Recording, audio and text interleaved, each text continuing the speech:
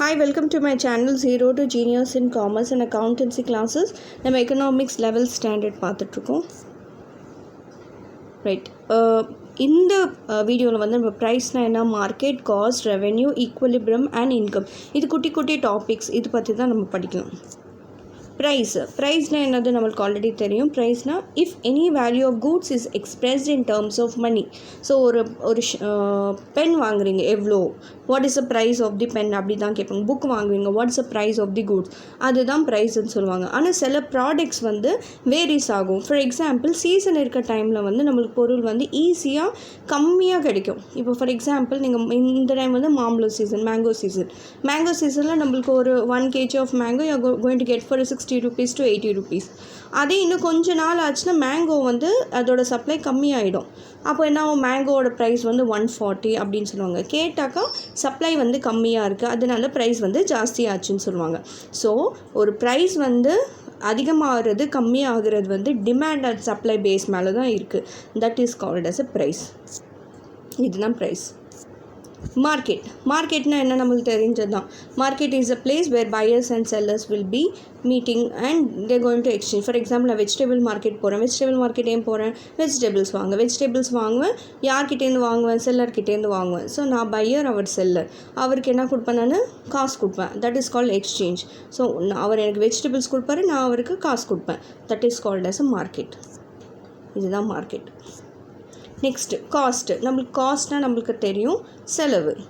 இதே நம்ம வந்து ஒரு ஃபார்மில் பார்த்திங்கன்னா, ஒரு ஃபேக்ட்ரியில், ஒரு கம்பெனியில் எப்படி அவங்க அனலைஸ் பண்ணணும். சப்போஸ் ஒரு ப்ராடக்ட் வந்து ஒரு ஒரு ப்ராடக்ட் வந்து 10 ரூபா. அது 10 ரூபா எப்படி கிடைக்குன்னா, மெட்டீரியல் வந்து 2 ரூபா. ஓகே, லேபர் ஒரு 2 ரூபா. நெக்ஸ்ட் வந்து எக்ஸ்பென்சஸ், அந்த செல்லிங் எக்ஸ்பென்ஸ் அதெல்லாம் சேர்த்து 3 ரூபா. ரைட், எவ்வளோ ஆச்சு, 3, 5, 6, 7 ரூபா ஆச்சு. அவன் என்ன பண்ணுவான், ப்ராஃபிட், ஆட் ப்ராஃபிட், 3 ரூபா ப்ராஃபிட் வச்சு அந்த பொருள் வந்து 10 ரூபாய்க்கு விற்பாங்க. Okay, this is called as இது வந்து இந்த 7 ரூபா வந்துச்சுல, மெட்டீரியல், லேபர், எக்ஸ்பென்சஸ் 7 ரூபா வந்தது. அந்த 7 ரூபா என்ன சொல்லணும்னா காஸ்ட்டு. ஸோ அவனுக்கு ப்ராஃபிட் அண்ட் லாஸ் எப்படி வரும், அவன் 7 ரூபாய்க்கு கம்மியாக விற்றா லாஸ், 7 ரூபாய்க்கு ஜாஸ்தியாக விற்றா தான் ப்ராஃபிட். அதனால காஸ்ட்டு தான் அனலைஸ் பண்ணும், நம்மளுக்கு ப்ராஃபிட் வந்ததா லாஸ் வந்ததான். Next revenue or cost. இங்கே ரெவென்யூனா மீனிங் என்னென்னா, உங்களுக்கு காசு வர்றது, அது ரெவென்யூன்னு சொல்லுவாங்க. ஃபார் எக்ஸாம்பிள், நான் வந்து இப்போ தான் ஒரு எக்ஸாம்பிள் சொன்னேன். மெட்டீரியல் 2 ரூபா, லேபர் 2 ரூபா, எக்ஸ்பென்சஸ் 3 ரூபா, டோட்டலி 7 ரூபா. ஸோ 7 ரூபா, அதுக்கப்புறம் 3 ரூபா வச்சு நான் 10 ரூபாய்க்கு நான் வந்து விற்கிறேன். ஸோ எனக்கு sales, that is called as a sales தான் ரெவென்யூ. எவ்வளோ வந்தது உங்களுக்கு, 10 ரூபா வந்தது. So how much you got here, 10 rupees. So my revenue is 10 rupees and what is my cost, 7 rupees, and what is my profit, 3 rupees. This is how we will analyze. அதுக்கு தான் இந்த curve இப்படி கிராஸில் இருக்குது. So revenues increase ஆகணும், cost கம்மி ஆகணும், அப்போ தான் நம்மளால் ப்ராஃபிட்ஸ் இன்க்ரீஸ் ஆக முடியும். ஸோ காஸ்ட் வந்து ரெவென்யூஸ் இன்க்ரீஸ் ஆகணும், ஓகே, காஸ்ட் கம்மி ஆகணும், அப்போ தான் நம்மளால் ப்ராஃபிட் வந்து ஏர்ன் பண்ண முடியும். This is what the table signifies. Okay, next ரெவென்யூன்னு நம்ம ஆல்ரெடி சொன்னோம், இட்ஸ் எ சேல்ஸ். எவ்வளோ சேல்ஸ் பண்ணிங்க அதுதான் நம்ம ரெவென்யூன்னு சொல்லுவாங்க. ஸோ இதோட ஃபார்முலா பார்த்திங்கன்னா, TR is equal to P into Q. டிஆர்னா total revenue is equal to price, எவ்வளோ ப்ரைஸ், இன்ட்டு குவான்டிட்டி, எவ்வளோ குவான்டிட்டிஸ் நீங்கள் விற்றுருக்கீங்க, எவ்வளோ சேல் பண்ணியிருக்கீங்க, அதான் வந்து டிஆர் சொல்லுவாங்க. TR is nothing but total revenue. டோட்டலாக உங்களுக்கு கையில் எவ்வளோ காசு வந்தது, ஒரு ப்ரைஸ் இவ்வளோ குவான்டிட்டி விற்றேன். சப்போஸ் ஒரு ப்ரைஸ் வந்து 10 ரூபா ஒரு சோப்பு, குவான்டிட்டி வந்து ஒரு 50 விற்றுட்டேன். 50 × 10, 50 × 10 எவ்வளோ, 50 × 10, 10 rupees சோப்பு, 50 சோப்பு. ப்ரைஸோட சோப் வந்து 10 rupees, 50 சோப்ஸ் விற்றுருக்கான். 50 × 10 எவ்வளோ, 500 rupees. 500 is my total revenue, அதான் டிஆர் சொல்லுவாங்க. Right, next equilibrium. ஈக்குவலிபிரியம்னா என்னன்னாக்கா, லைக் எதுவுமே அவங்களுக்கு இருக்காது. லைக் ஒரு மேக்ஸிமம் சாட்டிஸ்ஃபேக்ஷன் நம்மளுக்கு வரணும். லைக் ஃபார் எக்ஸாம்பிள் நான் வந்து இவ்வளோ காசு வச்சேன், இவ்வளோ எனக்கு சாட்டிஸ்ஃபேக்ஷன் வருதா இல்லையா, that is called as an equilibrium. ஈக்குவலிப்ரம்னா என்னென்னாக்கா like you have to get a maximum satisfaction. So maximum satisfaction வந்து அது ஸ்டேபிள் ஈக்குவலிப்ரம் சொல்லுவாங்க. சாட்டிஸ்ஃபேக்ஷன் வரலனா it is not a stable equilibrium. So நிறைய அது பேஸ் மேலே இருக்கும். லைக் ப்ரைஸஸ் மேலே, குவான்டிட்டி மேலே, இன்கம் மேலே, டெக்னாலஜி மேலே, பாப்புலேஷன் மேலே, இது மேலெல்லாம் இதான் ஒன்று என்னன்னாக்கா what is equilibrium. Equilibrium is nothing but there is no net tendency to move. அப்படின்னா உங்களுக்கு maximum consumer is going to get a maximum satisfaction. So நான் எனக்கு மேக்ஸிமம் சாட்டிஸ்ஃபேக்ஷன் வரும், எனக்கு மேக்ஸிமம் ப்ராஃபிட்டும் வரும். நான் ஒரு பொருள் நான் வாங்கியிருக்கேன், எனக்கு சாட்டிஸ்ஃபேக்ஷன் இருக்கணும். அந்த நான் வாங்கினதுனால யாருக்கு ப்ராஃபிட்டு, அந்த ஓனர், த ப்ரொடியூசருக்கு ப்ராஃபிட்டு. அதுதான் ஸ்டேபிள் ஈக்குவலிப்ரம் சொல்லுவாங்க. நெக்ஸ்ட்டு இப்படி தான் இருக்கும். Okay, supply and demand. So இதுதான் வந்து ஈக்குவலிப்ரம்.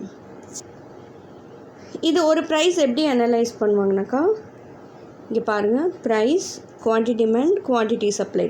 ஸோ இதில் பார்த்தீங்கன்னா ப்ரைஸ் வந்து 0, 5, 10, 15, 20 கொடுத்துருக்காங்க.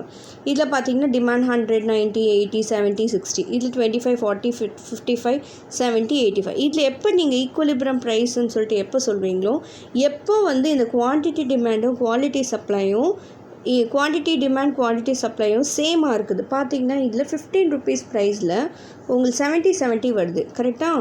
So this is called as equilibrium price. 70 ரெண்டுமே சேமாக வரும்.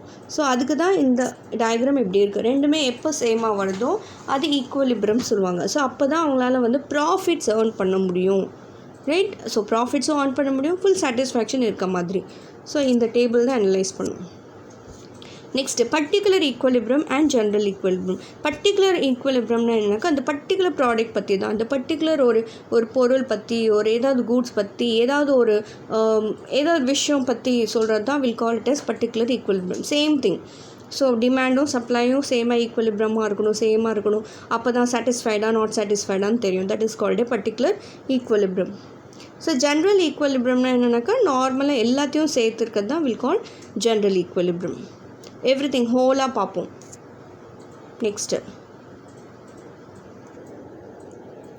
நெக்ஸ்ட்டு பார்த்தீங்கன்னா இன்கம்னா நம்மளுக்கு தெரியும், ஏதாவது ஒரு மானிட்டரி டேர்மை நம்மளுக்கு ரிட்டர்ன்ஸாக வந்தாக்கா தட் இஸ் கால்டு இன்கம். சின்னதாக இருக்கட்டும், பெருசாக இருக்கட்டும், வாட் எவர் இட் மேபி, உங்களுக்கு ரிட்டர்ன்ஸாக வர்றது தான் will call it as income. Example, நீங்கள் வந்து ஒரு பில்டிங் விற்றுட்டீங்க, ஸோ அதுலேருந்து காசு வருது, that's called a profit. So இன்கம்னா என்னது, லைக் ஏதாவது ஒரு நீங்கள் வந்து ஒரு ஒர்க் போனீங்க, சேல்ரி வருது, தட் இஸ் அன் இன்கம்.